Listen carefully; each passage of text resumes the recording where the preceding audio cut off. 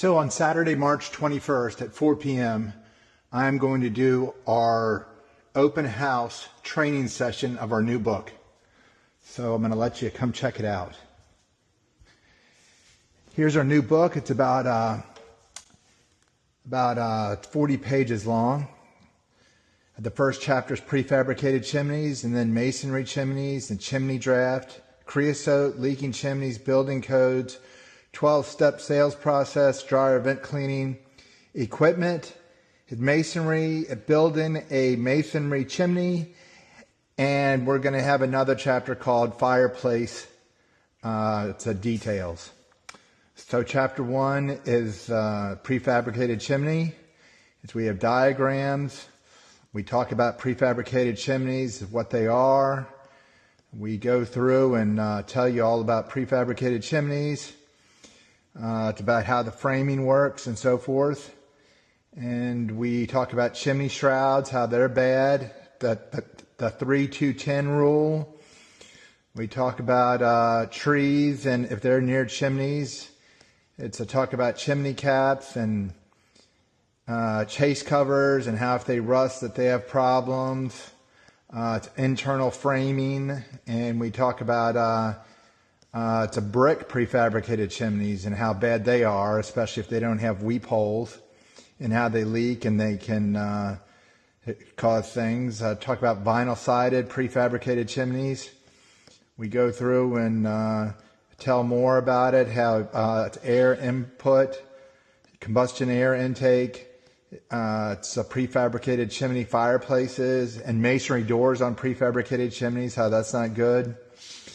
And we go through and we talk about it's how they are, and then we go on to masonry chimneys and talk about everything about a masonry chimney, chimney caps, flue tile, drip edge, all that other good stuff. We talk about it from top to bottom, the chimney caps, the distance that chimney caps have got to be above the flue tiles according to code. It's masonry flues, how far the flue tiles got to go up in between 2 and 4 inches. To talk about it's a chimney crown, that it's got to be the ASTM at C1283 chimney crown, all the code requirements of a chimney crown. It's why failures of chimney crowns happen. It's bonding of the chimney to the flue tile. It's how that it can crack the crown, it can offset the flue tiles, it can do all kinds of different stuff. And then we talk about different joint types and the type of joints and striking and head, bed, and its collar joints and what the difference in all of them are. It talks about mixing mortar and how you don't want to have it too runny, you don't want to have it too stiff because you want your mortar to hydrate. And then you talk about all the different components of the type N, S, and other types of mortar.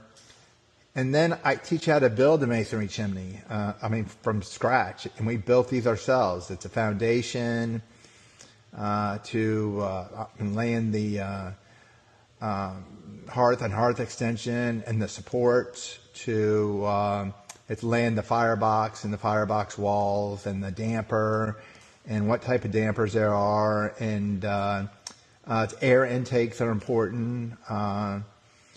I talked about the smoke shelf, and we had a recent topic about that. It's kind of interesting. I do like the concept of a properly done smoke shelf because I know why it's needed.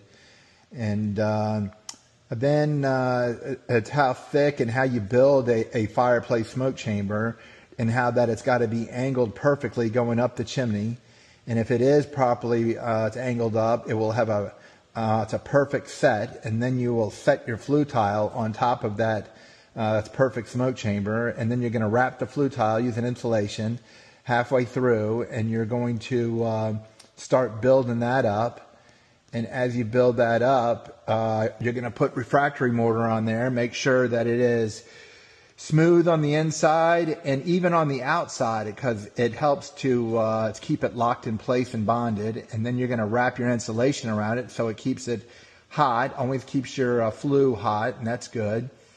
Creates less creosote, comes out the chimney. And then you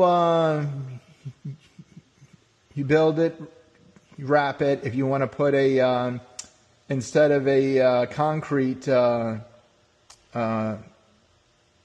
on it, you can have a metal one. And we did a copper one and copper damper. And this was my home in Virginia Beach, as my personal home, and it overlooked the Cavalier Hotel.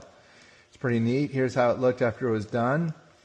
And here's my finished product of our house. And oh yeah, if you want to buy some chimney rods, there they are.